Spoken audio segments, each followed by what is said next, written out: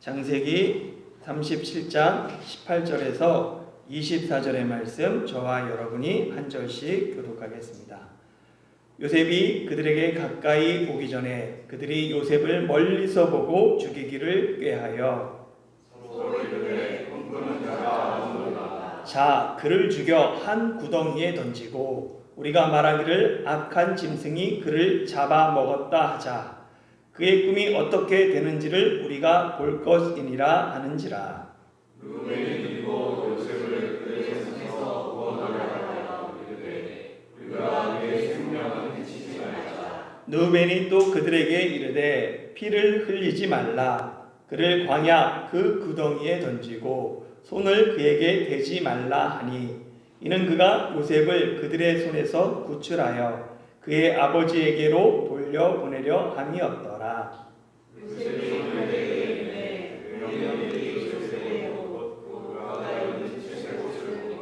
함께 읽겠습니다. 그를 잡아 구덩이에 던지니 그 구덩이는 빈 것이라 그 속에 물이 없었더라.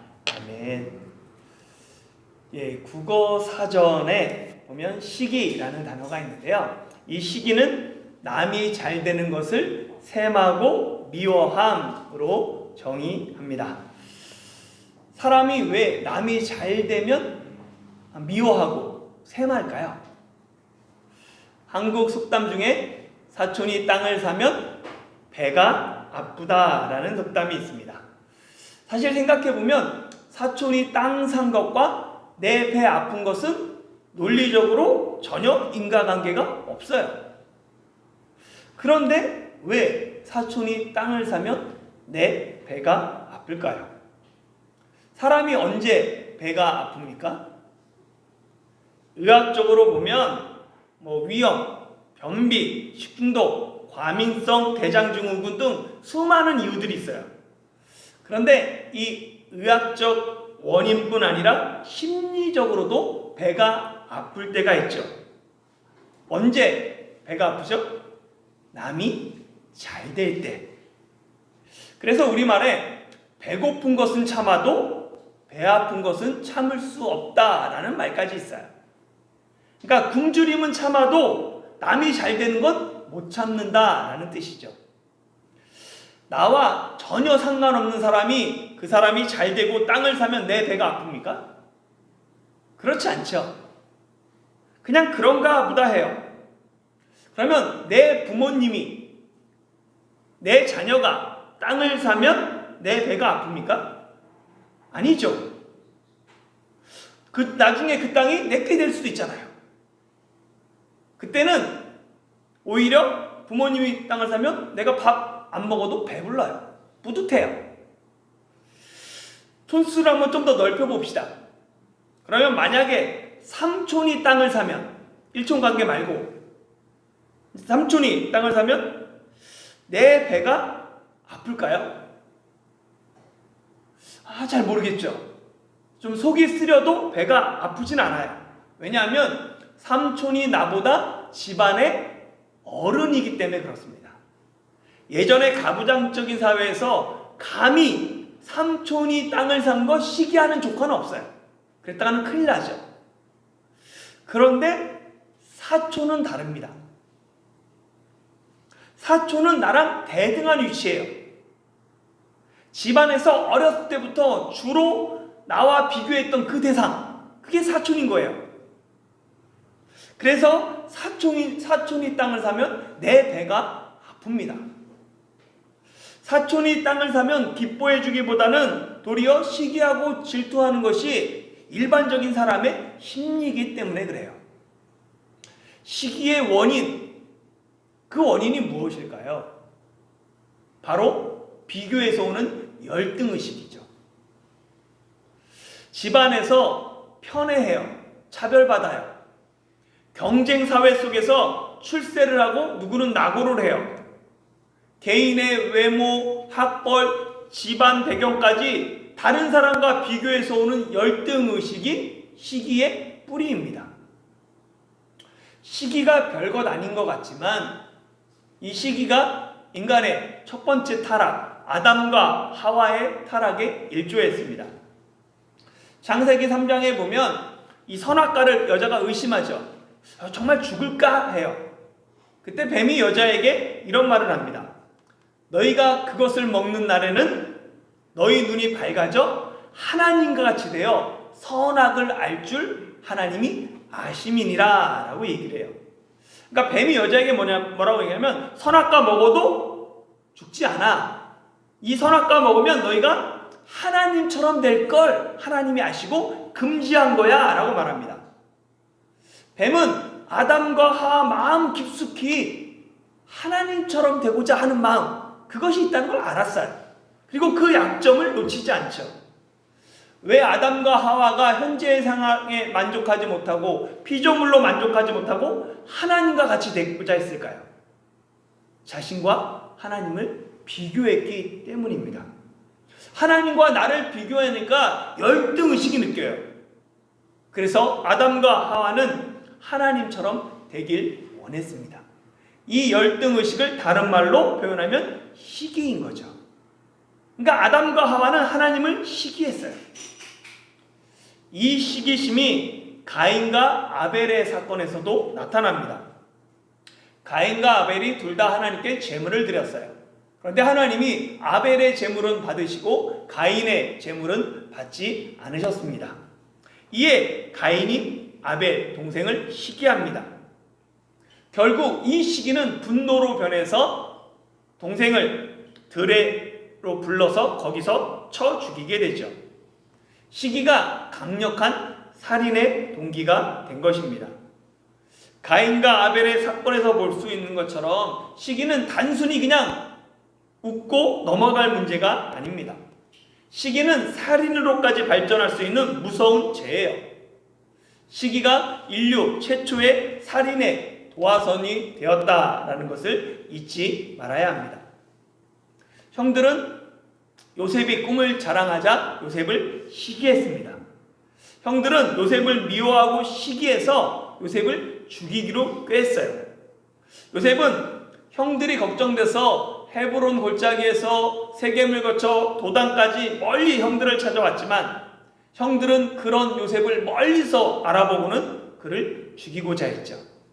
요셉의 수고와 사랑과 우애를 형들은 도리어 악으로 갚으려고 했습니다. 20절 말씀 다시 한번 읽어볼까요? 시작. 자, 그를 죽여 한 구덩이에 던지고 우리가 말하기를 악한 짐승이 그를 잡아먹었다 하자. 그의 꿈이 어떻게 되는지를 우리가 볼 것이니라 하는지라. 아멘. 형들이 요셉을 얼마나 죽이고 싶어 했는지 그를 죽여라는 이 시브리어를 보면 적극적으로 잔인하게 도륙할 때 사용하는 말이에요. 그냥 일반적으로 죽는 게 아니에요. 또한 이 구덩이에 던지고의 이 던지고에 해당하는 단어 역시 마찬가지예요. 그냥 내버리다라는 뜻이에요. 마치 시체를 요셉의 시체를 쓰레기 버리는 것처럼 구덩이에 내버리려고 했다는 뜻입니다. 또한 형들은 악한 짐승이 요셉을 잡아먹었다 하자라면서 요셉이 죽은 이유까지 미리 생각했어요. 준비했어요. 악한 짐승으로 번역된 단어는 야생동물이라는 뜻입니다. 실제 헤브론 골짜기에서 세겜을 지나 도단까지 가려면 중앙산맥이 있어요. 쭉 보면 여기가 보면 헤브론이 있고 요 밑에가 헤브론 골짜기입니다. 그러니까 헤브론 골짜기에서 쭉 지나서 위로 가면은 세겜이 있죠. 그리고 세겜에서 22km 더 가면 도단이 있어요. 도단이 어딘지 정확하지 못하지만 여기 이스라엘 평야, 이스라엘 골짜기에 도단이 있다라고 사람들이 얘기합니다. 그러니까 여기 사마리아 요 산지와 유다 산지를 다 통과해야 해서 도단까지 가야 되는 거예요. 당연히 이 산지에는 짐승들이 살고 있었습니다. 그 야생 짐승들은 종종 사람을 잡아먹기도 했죠.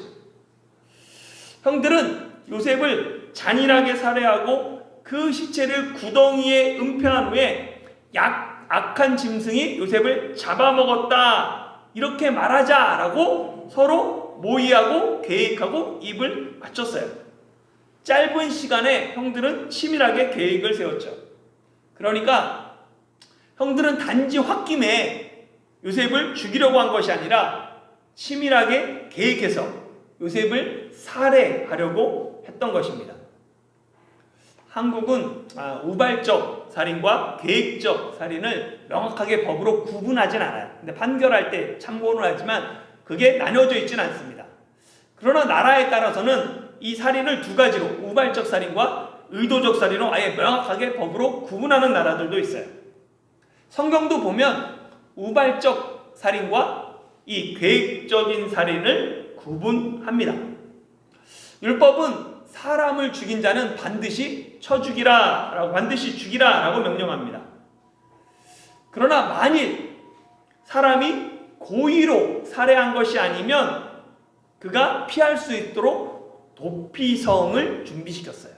그래서 이스라엘 전역에 6개의 도피성을 둬서 누구라도 실수로 사람을 죽이게 되거나 그러면 그곳에 가서 피할 수 있었습니다.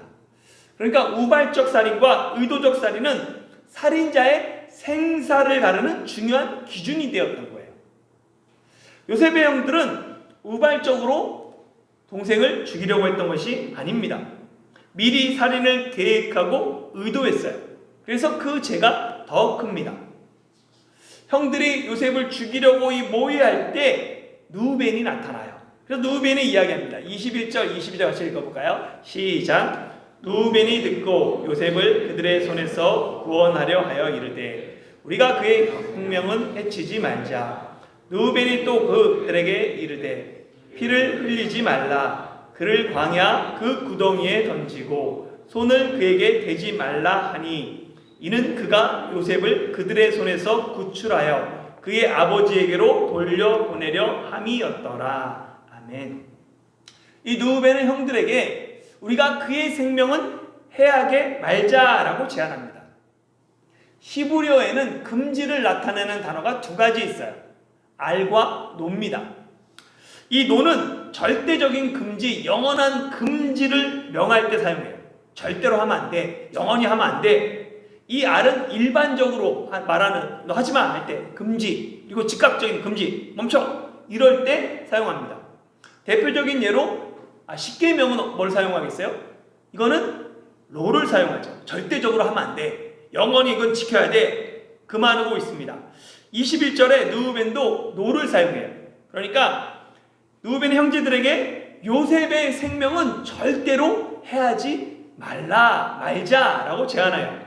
그리고 22절부터는 알을 사용합니다. 그래서 그의 피를 흘리지 말라, 손을 그에게 대지 말라. 이거는 일반적이고 또 즉각적으로 금지하는 거예요.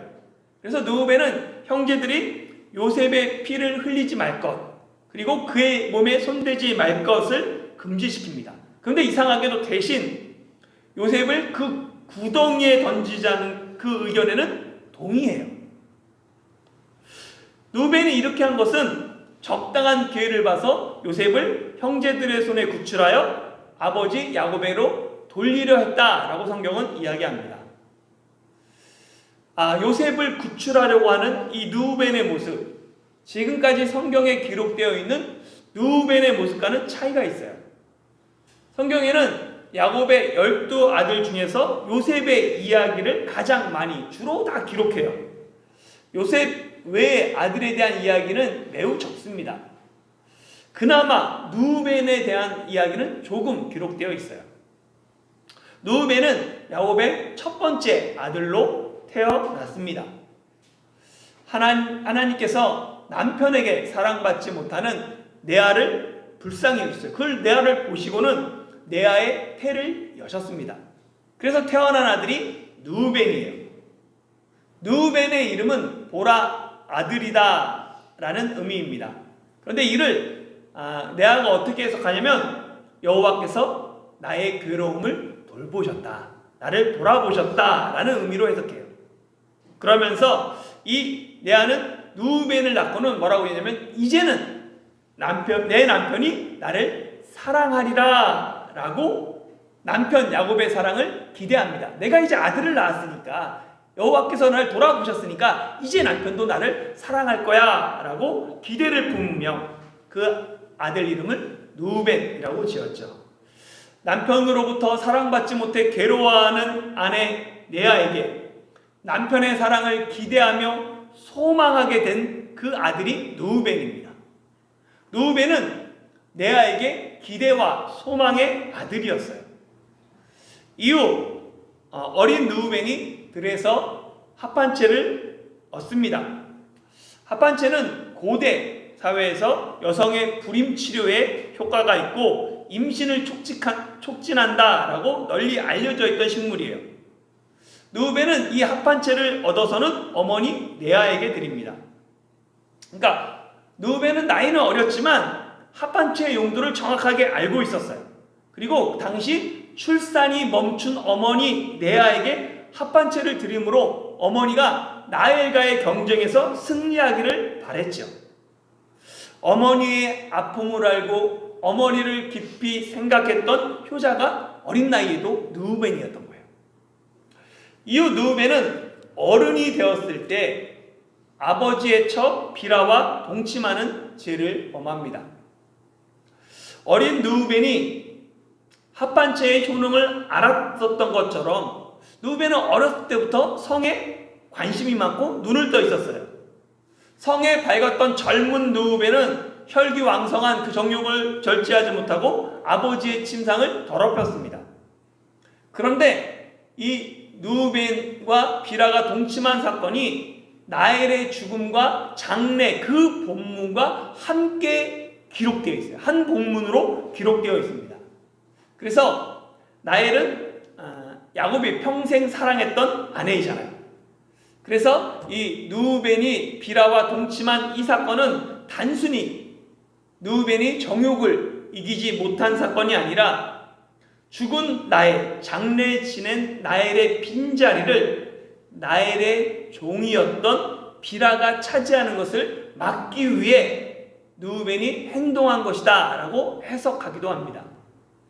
누우벤과 비라의 동침 사건은 어렸을 때부터 어머니의 기대와 소망이 되었던 누우벤이 어머니를 위해서 불명예를 감수한 사건으로 해석할 수도 있고, 반대로 누우벤이 아버지의 첩과 동행함으로 아버지의 권위에 도전하여 자신이 아버지의 뒤를 이은 후계자다라는 것을 대외적으로 선포한 사건으로 해석할 수도 있습니다. 아무튼 이 일로 누우벤은 장자의 명분을 잃게 돼요.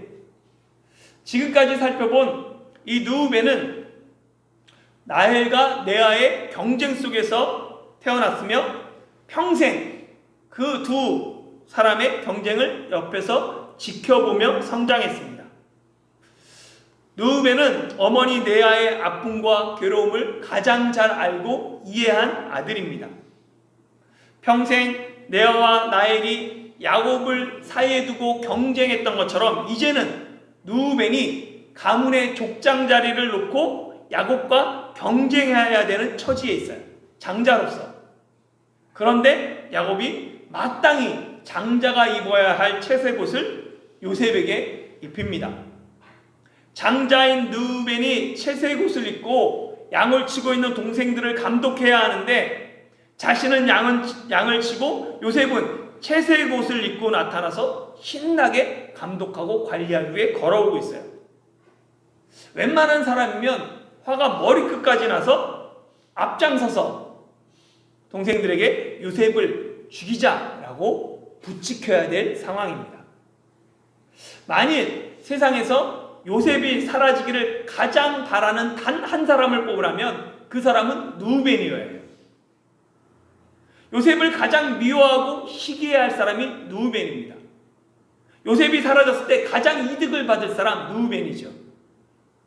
그런데 누우벤이 요셉을 죽이려는 형제들의 모의에 반대하며 요셉을 구원하고자 합니다. 모든 사람은 동전의 양면처럼 선악을 모두 다 가지고 있어요. 나쁜 사람에게도 착한 부분이 있고 정말 선하고 좋게 보이는 사람에게도 연약하고 악한 부분이 있습니다. 사람의 성격은 다양해요. 그러나 사람의 본성은 선하거나 악하거나 크게 이 두 가지로 봅니다. 동양에서 인간의 본성이 선하다라고 주장하는 사람이 맹자, 성선설이고, 반대로 인간의 본성은 악하다라고 주장하는 사람이 순자의 성악설입니다. 그럼 성경은 인간의 본성을 선하다고 할까요? 악하다고 할까요? 사람은 하나님의 형상대로 창조되었습니다. 사람이 하나님의 형상대로 창조되었다는 이 말은 하나님처럼 선하게 보기 좋게 태어났다는 거예요. 창조되었다는 것입니다. 그러니까 사람은 선하게 창조되었어요. 그러나 하나님이 창조하신 아담과 하와가 하나님의 말씀에 불순종하고 죄를 지음으로 죄인이 되었어요. 이후 그의 후손 모든 사람은 죄 중에 잉태되고 죄악 중에 출생하게 됩니다. 죄악 중에 태어났기에 그러니까 인간의 본성은 악해요. 사람은 성선설처럼 하나님의 형상을 따라 선한 본성으로 창조되었어요. 그러나 타락 후 사람은 세상을 향해 주먹을 불끈 쥐며 악한 본성을 가지고 태어납니다. 그러나 여기서 끝이 아니에요. 사도 바울은 로마서 7장에서 이렇게 이야기합니다. 선을 행하기 원하는 나에게 악이 함께 있습니다. 선을 행하기를 원하는데 도리어 악을 행하는 자신을 보는 거예요. 그리고 왜 내가 악을 행하는 그 이유가 무엇인가? 라고 자신을 내면을 들여다봤더니 죄 때문이다 라는 것을 발견합니다. 우리의 속사람은 하나님의 법을 원해요. 그러나 내 안에 또 다른 죄의 법이 나를 사로잡아 악을 행하게 합니다. 결국 이 비참한 상황에서 나를 건져낼 자가 누구랴? 오라 나는 곤고한 사람이다 라고 얘기하는 그 사도 바울의 비탄함 가운데 사도 바울이 뭐라 얘기하면 바로 예수 그리스도다 라고 얘기합니다. 죄와 사망의 법에서 우리를 해방하신 분 예수 그리스도.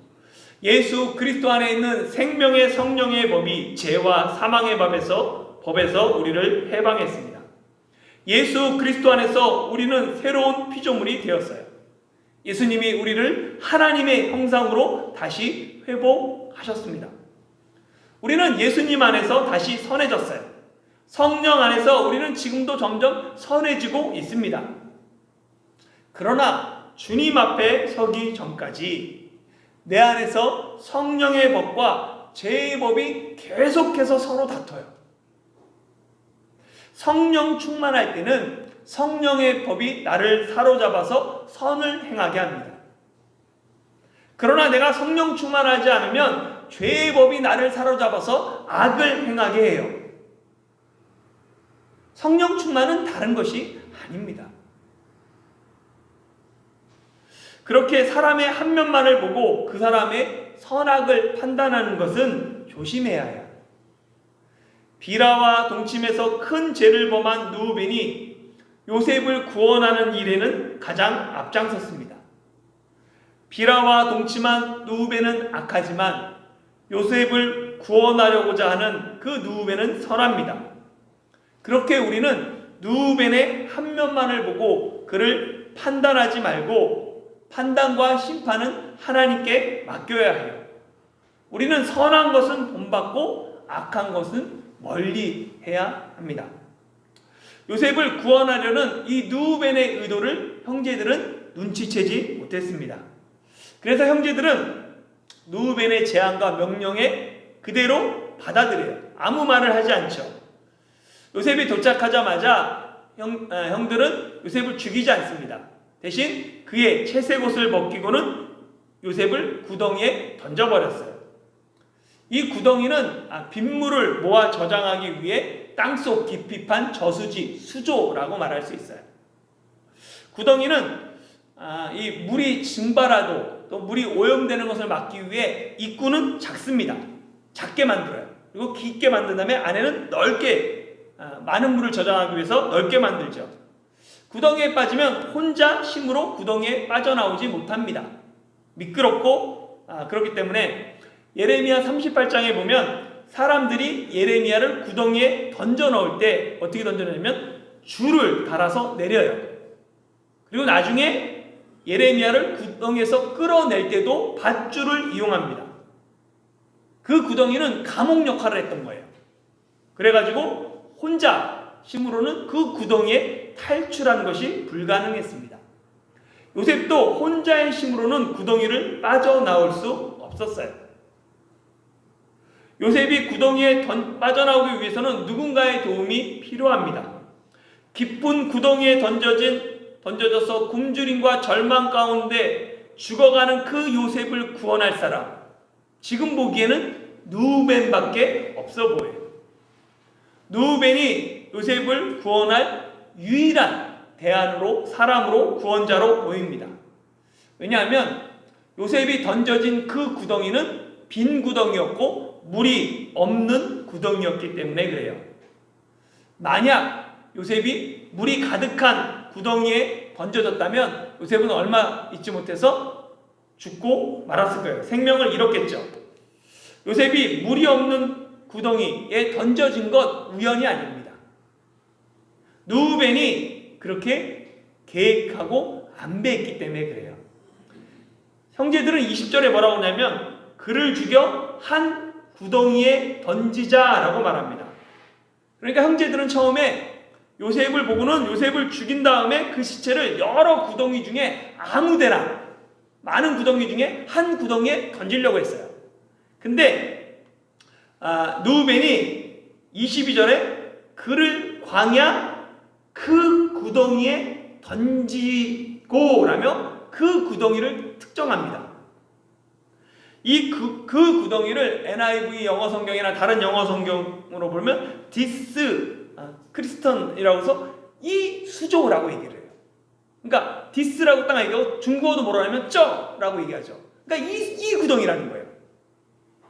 누우벤이 콕 집어서 말한 그 구덩이, 바로 요셉이 던져진 물이 없는 빈 구덩이였습니다. 누우벤이 물 없는 구덩이를 지목한 이유, 형제들의 손에서 요셉을 구출하기 위함이었죠. 그러나 누우벤의 생각대로 일이 진행되지 않습니다. 왜냐하면 하나님의 생각과 계획은 누우벤의 계획과 달랐기 때문입니다.